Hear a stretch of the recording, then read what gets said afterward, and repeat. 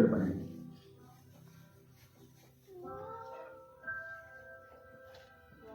वार्षिक श्रृंखलाएं समझ जाने पर कृषि और बस्तियों का निर्माण हुआ और पुरानी संस्कृतियां विकसित हुई। 3D में जब नेक्स्ट टाइम आएंगे तो 3D में देखेंगे, ये सब 3D में अपने आँख के पास। उसी दौरान आकाश के पहले मानचित्र बनाए गए जिसमें चमकदार तारों को राशियों में बांटा गया।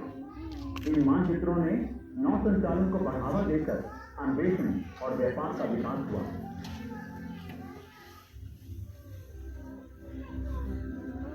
लेकिन पहले खगोलविदों को आकाश में दिख रहे क्रम को बनाए रखने वाली संरचना के बारे में कुछ भी पता नहीं था।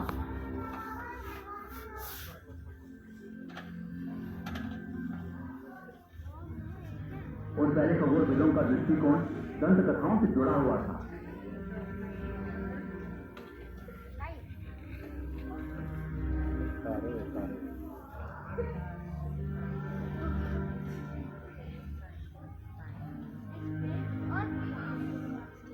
प्राचीन यूनानियों ने अपने दिमागी दृष्टिकोण के साथ खगोल विज्ञान को दंत कथाओं से अलग करने की दिशा में पहले कदम उठाए।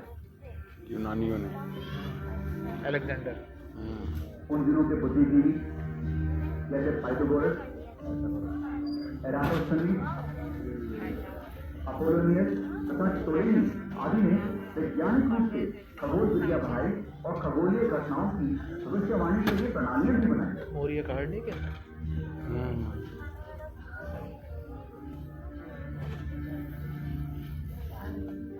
हमारे ग्रह के चारों ओर खगोलीय पिंडों के विचरण देखकर प्राचीन ग्रीक खगोलविदों ने भू केंद्रित प्रणाली बनाई जिसमें ब्रह्मांड का केंद्र पृथ्वी थी।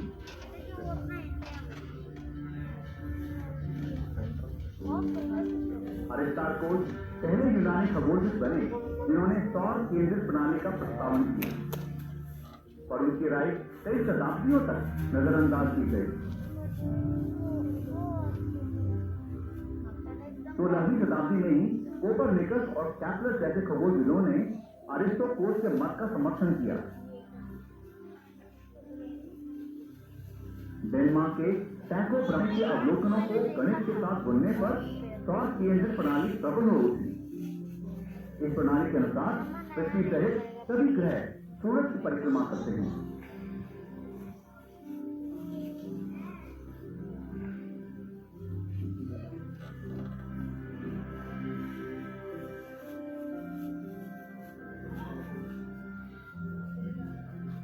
परंतु सन 1609 में खगोल विज्ञान में वाकई क्रांति हुई जब गैलीलियो पहले खगोलविद बने जिन्होंने दूरबीन को आकाश की ओर मोड़ा।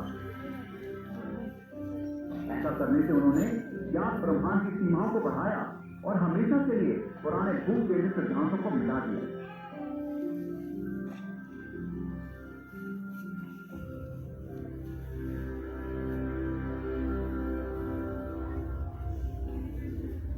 आज खगोलविद बड़े बड़े टेलीस्कोप को अत्याधुनिक उपकरणों से जोड़कर कंप्यूटर सॉफ्टवेयर की मदद से ब्रह्मांड के रहस्यों को जानने में लगे। 3D में बहुत आउटस्टैंडिंग लगेगा।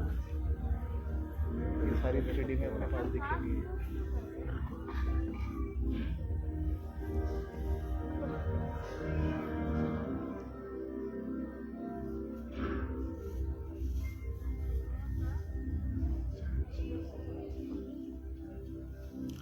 गैलीलियो ने बनाया। इन टेलीस्कोपों पर 8 से 10 मीटर चौड़े दर्पण लगे हैं और इनकी मदद से सृजन के महाविस्फोट से सिर्फ 10 करोड़ साल बाद उपस्थित वस्तुओं को भी हम निरीक्षण कर सकते हैं।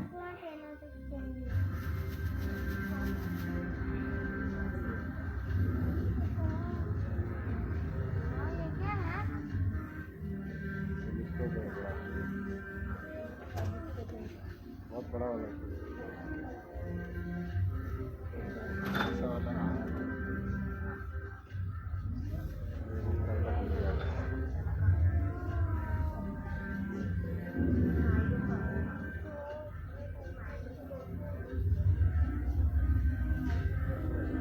बेहतर नतीजों के लिए शहरों के प्रकाश प्रदूषण से दूर वातावरण कवच से ऊपर पहाड़ी इलाकों में ये टेलीस्कोप लगाए जाते हैं।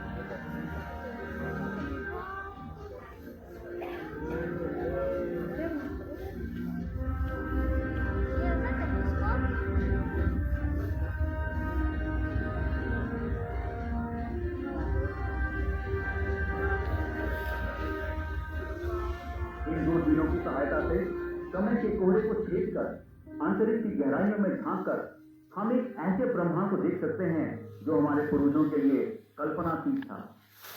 एक ऐसा ब्रह्मांड प्रचंड और सक्रिय जहां जन्म और मृत्यु के खेल के पैमाने हमें विनम्र कर देते हैं।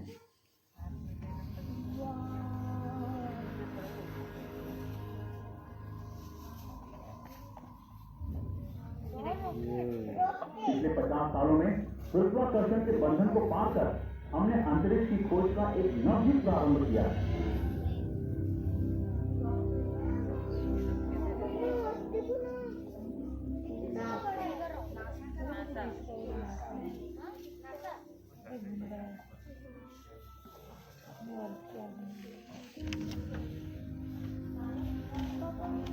अंतरिक्ष कार्यक्रम के सहारे हमने अपने ग्रह को एक बाहरी दृष्टिकोण से देखा है।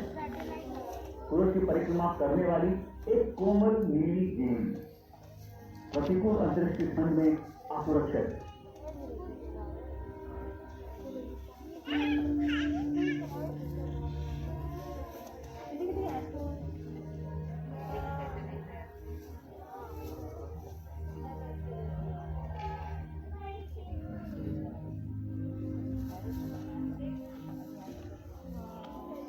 अंतरिक्ष प्रौद्योगिकी ने हमारे जीवन को बदल डाला है और हमारे दृष्टिकोण में परिवर्तन किया है। हम अब पृथ्वी को राजनीतिक सीमाओं के बाद अंतरिक्ष में बैठी छोटी दुनिया के रूप में पहचानते हैं।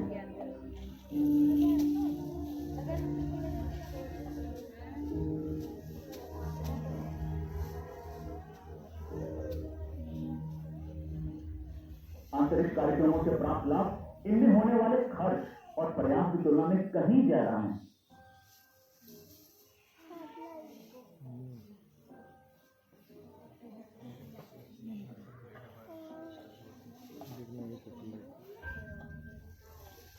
अंतरिक्ष प्रौद्योगिकी से हमने आजकल वायुमंडल के बाहर भी दूरबीन लगाए हैं।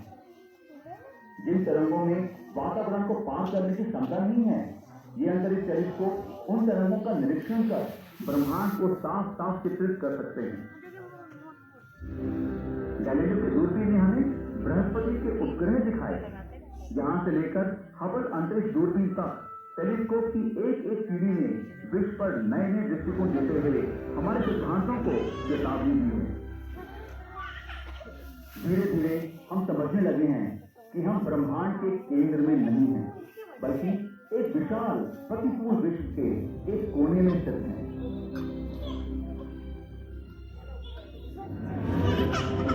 हम जानते हैं कि सूरज एक बहुत पुराना तारा है जिसका आकार 15 लाख किलोमीटर से थोड़ा कम है और पृथ्वी से 15 करोड़ किलोमीटर दूर स्थित है। सूरज एक गैस का गोला है जिसके केंद्र में तापमान और दबाव इतने अधिक है कि हाइड्रोजन का नाभिकीय संलयन अथवा न्यूक्लियर फ्यूजन शुरू हो जाता है। इस प्रक्रिया से हल्के पदार्थ घने पदार्थों में परिवर्तित हो जाते हैं और ऊर्जा उत्पन्न होकर अंतरिक्ष में फैलती है। यह ऊर्जा पृथ्वी को गर्मी प्रदान कर पोषण करती है तथा समुद्रों एवं भूखंडों पर सभी जीव जंतु आश्रय ले पाते हैं।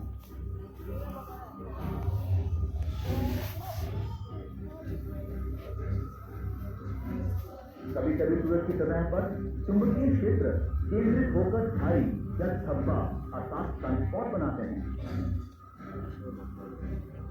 इनमें ऊर्जा संचित होकर बड़े बड़े विस्फोटों के माध्यम से अंतरिक्ष में निकलती है। ये है सौर ज्वालाएं।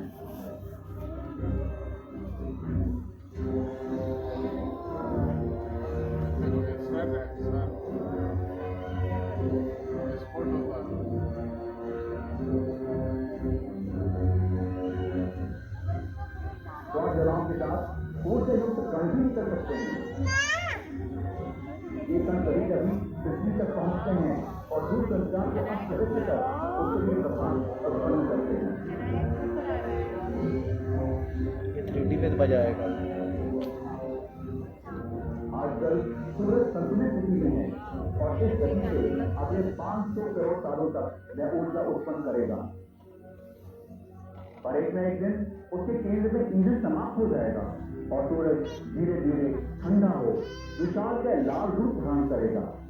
इस दौरान वह पृथ्वी समेत निकटवर्ती ग्रहों को निगल लेगा।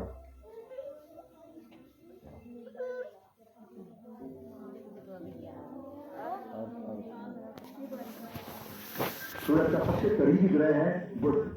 बेहद पतले वातावरण वाला एक जीवनहीन प्रदेश।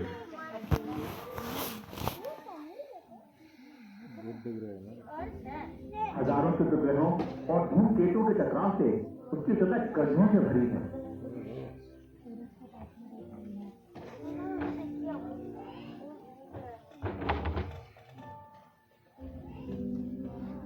सन 2004 में वैज्ञानिकों ने बुध की निगरानी के लिए मैसेंजर नामक अंतरिक्ष यान भेजा। इस यान ने हमें बुध के बारे में बहुमूल्य विवरण और सतह के स्पष्ट चित्र भी प्रदान किए हैं।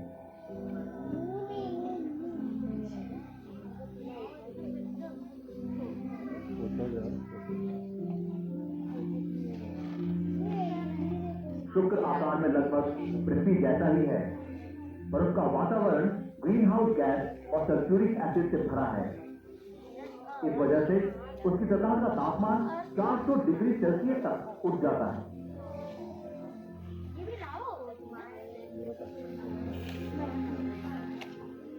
शुक्र पर प्रचंड भूगर्भीय प्रक्रियाएं होती हैं। अत्यधिक लावा प्रवाह उसकी सतह को निरंतर परिवर्तित करता रहता है। शुक्र की सतह हर 10 करोड़ सालों में इन प्रक्रियाओं द्वारा नवीकृत हो जाती है।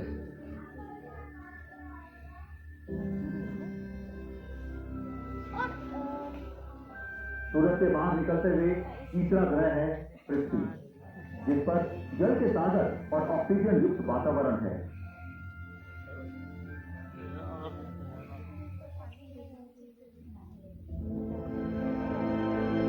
सौरमंडल में पृथ्वी ही जीव जंतुओं के लिए उपयुक्त है।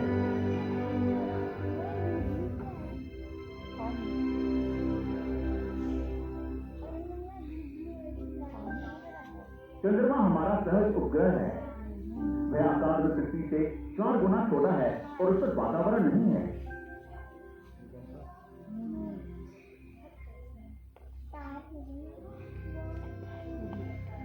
बुध ग्रह की तरह चंद्रमा की सतह भी गड्ढों से भरी है। सौरमंडल की रचना के समय हुए हजारों टकरावों के परिणाम हैं ये गड्ढे।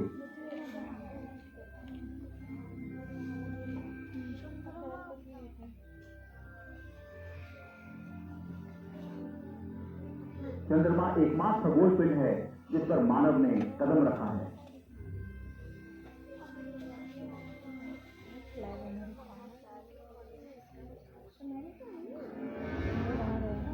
चौथा ग्रह है मंगल। जब मंगल पृथ्वी से सबसे नजदीक आता है तब हमसे 7 करोड़ किलोमीटर दूर होता है। पिछले 40 सालों से वैज्ञानिक मंगल की नियमित जांच करते आए हैं और अब हमने उसके कई रहस्यों को जान लिया है। हमने दूर से उसकी सतह के नक्शे बनाए हैं जिस पर कई गड्ढे, विशाल विलुप्त ज्वालामुखी और गहरी घाटियां हैं।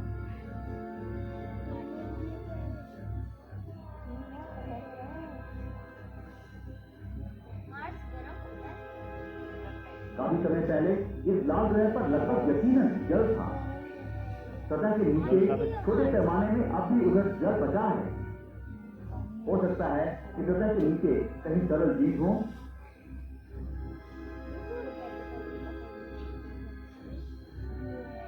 रिमोट से चलती छोटी गाड़ियों द्वारा वैज्ञानिक मंगल की खोज में लगे हैं। मंगल भविष्य में अनेक मानव युक्त मिशनों का लक्ष्य भी बनेगा।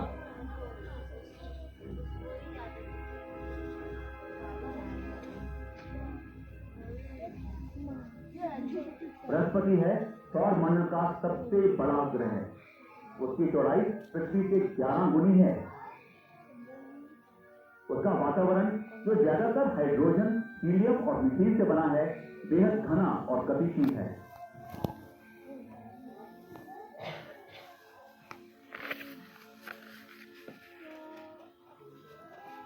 बृहस्पति के वातावरण में विशाल लाल धब्बे को हम आसानी से पहचान सकते हैं।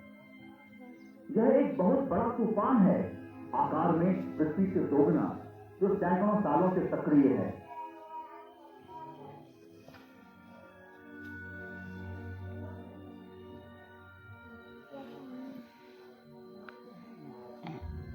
बृहस्पति के विभिन्न उपग्रहों में 2 उपग्रह हमारा ध्यान आकर्षित करते हैं। ये है यूरोपा जिसकी पथरीली सतह के नीचे बड़ा जलयुक्त सागर है, तथा आइयो जिस पर कई ज्वालामुखी और लावा प्रवाह हैं।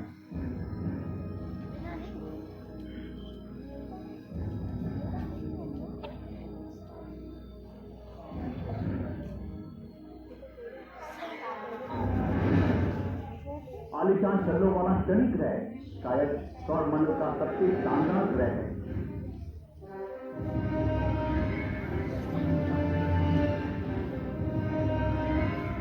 शनि के शरीर पत्थर और बर्फ के टुकड़ों से बने हैं, जिनमें अधिकांश इसके गुरुत्वाकर्षण के कारण चकनाचूर हुए पुराने उपग्रहों के टुकड़े हैं।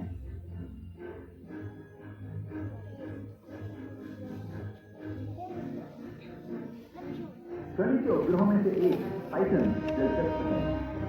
वैज्ञानिकों ने जाना है कि उसके वातावरण में कार्बनिक पदार्थ है तथा सतह पर तरल जलीय तारा है।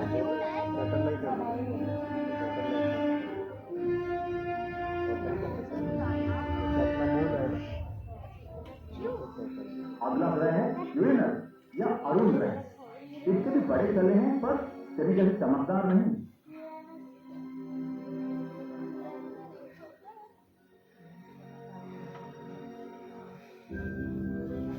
सौर प्रणाली का सबसे बाहरी ग्रह है नेपच्यून अथवा वरुण ग्रह। यह अरुण ग्रह की तरह ही दिखता है, पर इसका वातावरण बहुत ज्यादा सक्रिय है।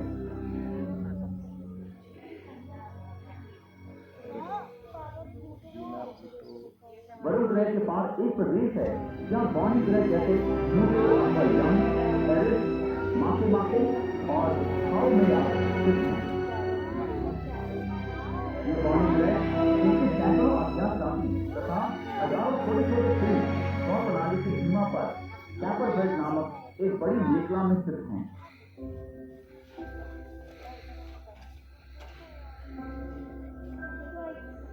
सौर प्रणाली के अंदर की ओर मंगल और बृहस्पति के बीच एस्टेरॉइड बेल्ट में भिन्न भिन्न आकार और प्रकार के हजारों शुद्ध ग्रह हैं।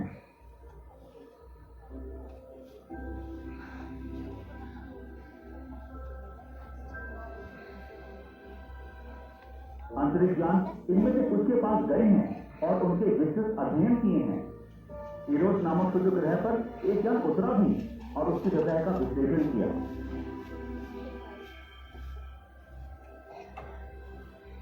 सौर प्रणाली के आखिर में बर्फ और धूप से बने अनेक खगोलीय पिंड भी हैं, जिन्हें हम पृथ्वी से कभी कभी धूमकेतुओं के रूप में देखते हैं।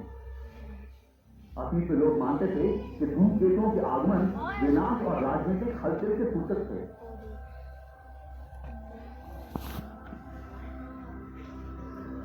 सूरज और उसके ग्रह कम से कम 20,000 करोड़ तारों वाली हमारी विशाल गैलेक्सी आकाश गंगा के अंग हैं।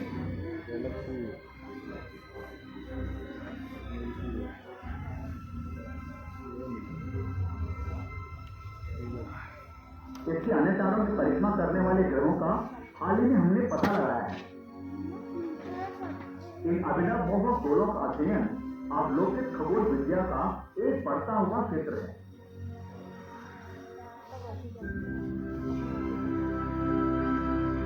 सारे विभिन्न आकार के अलग अलग किस्मों के होते हैं, और उनमें से कोई भी हमेशा के लिए नहीं रहता।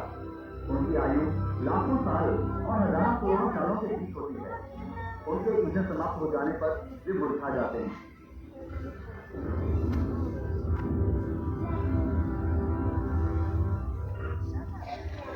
अक्सर उनकी मृत्यु प्रचंड रूप से होती है और उनके अवशेष होते हैं अजीब स्पेस बॉर्न तारे, न्यूट्रॉन तारे अथवा कृष्ण रिवर या ब्लैक होल।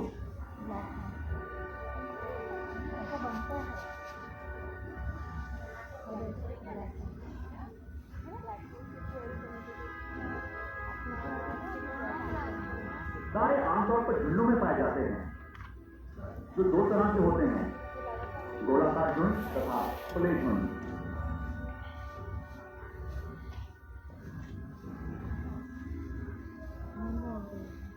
गोलाकार झुंडों में तारे गुरुत्वाकर्षण से संगठित गेंद के रूप में केंद्रित रहते हैं। झुंड के अंदर तारे कहां स्थित हैं, इस जानकारी से हम उन तारों की उम्र का पता लगा सकते हैं।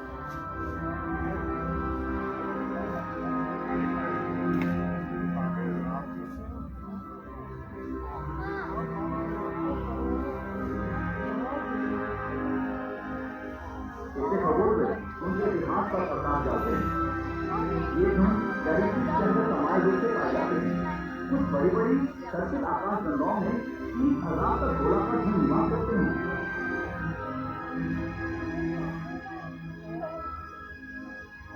खुले झुंडों में कम तारे पाए जाते हैं और वे सब एक ही आयु वर्ग के होते हैं।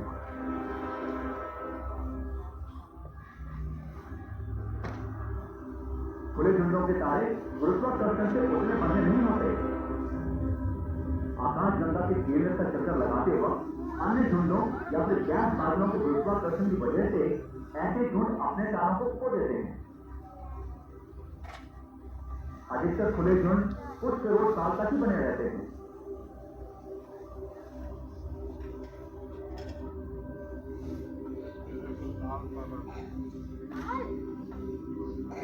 तारों के बीच स्थित हैं धूल और गैस के विशाल बादल।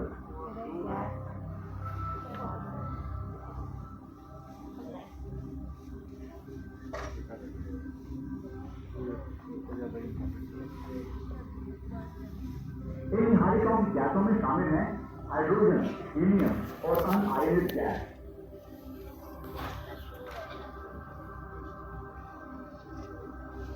निहारिकाएं 3 प्रकार की होती हैं: रिफ्लेक्शन अथवा बिंबित निहारिकाएं, एमिशन अथवा उत्सर्जन निहारिकाएं तथा डार्क अथवा शाम निहारिकाएं।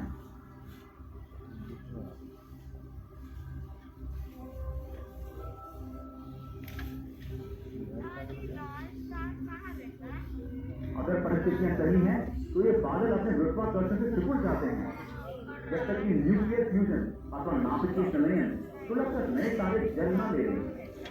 पृथ्वी की ये महान क्रीड़ा आज तक चल रही है।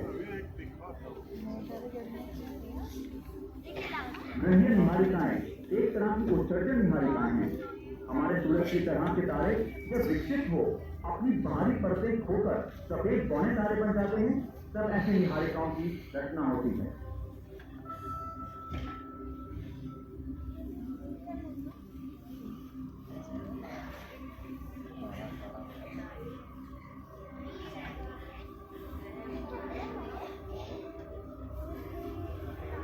सुपरनोवा के अवशेष एक अन्य प्रकार की निहारिकाएं होती हैं जो अंतर तारे के अंतरिक्ष को जीवन के लिए अनिवार्य भारी पदार्थों से समृद्ध बनाती हैं। ये अवशेष भारी तारों के असाधारण अंतर के आखिरी निशान हैं।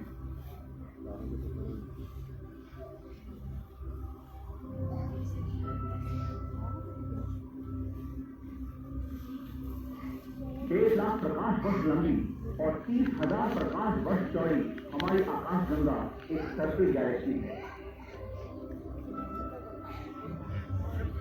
उसके केंद्र में छुपा है 40 लाख सूर्यों के समान भार वाला एक विशाल शाम दिवस।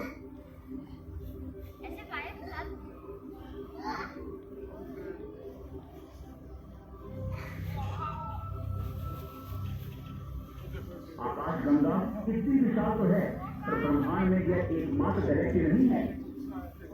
इसमें अनेकों लाख करोड़ गैलेक्सियां हैं जो भिन्न भिन्न रूप परिमाणों की होती हैं।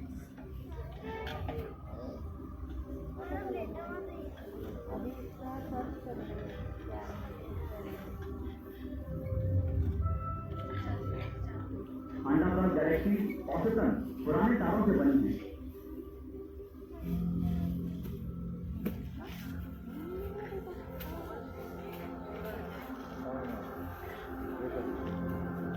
सर्पिल गैलेक्सी के केंद्र उज्ज्वल होते हैं और उधर से 2 सर्पिल ध्वजाएं बाहर की ओर निकलती हैं।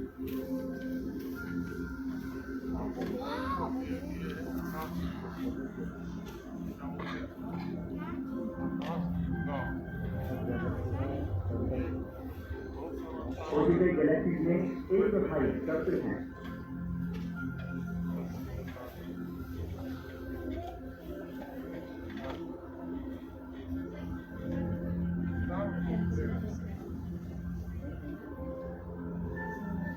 गैलेक्सी जिसका कोई विशिष्ट आकार नहीं है, इर्रेगुलर कही जाती है। इनमें बहुत ज्यादा धूल और गैस सम्मिलित है।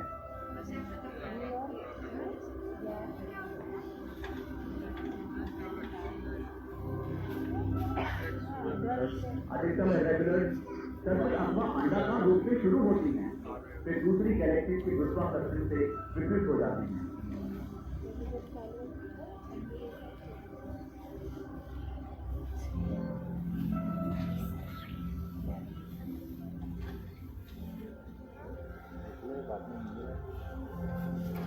गुरुत्वाकर्षण प्रभाव से आकाश गंगाएं अपने समूह, महासमूह और महामहासमूह बनाती हैं।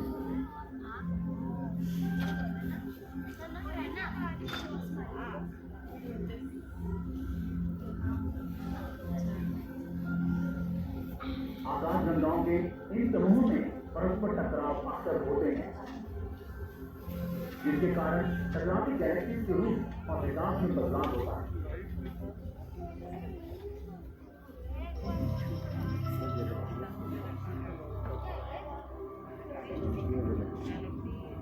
ब्रह्मांड में आकाश गंगाएं निरंतर तैरती रहती हैं, एक बृहद नृत्य के रूप में, जो खूबसूरत होने के साथ साथ और शक्ति प्रदर्शन भी करता है।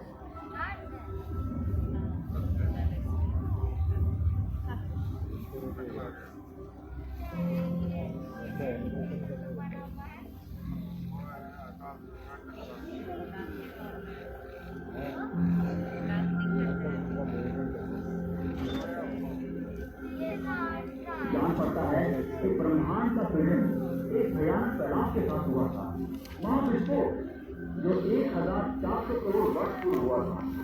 उसके बाद विश्व सदैव वृद्धि होती है। यह वृद्धि कितने घंटे का रहता है? और तीव्रता से बढ़ने लगी। 1 घंटे का वैसे अच्छा है, ये 3D में मजा आएगा। हमने भी मैंने सीखा है, उसके बावजूद 3D में देखेंगे तो सारा तारे अपने सर के ऊपर गिरेंगे। अपनी संतुलते हैं। हम एक प्रबल विशाल जगत में रहते हैं जो मानव साधन और कल्पना के अधीन है, पर यह जगत भौतिक नियमों पर आधारित है, जिन्होंने जीवन की जटिलता को हिलने दिया है।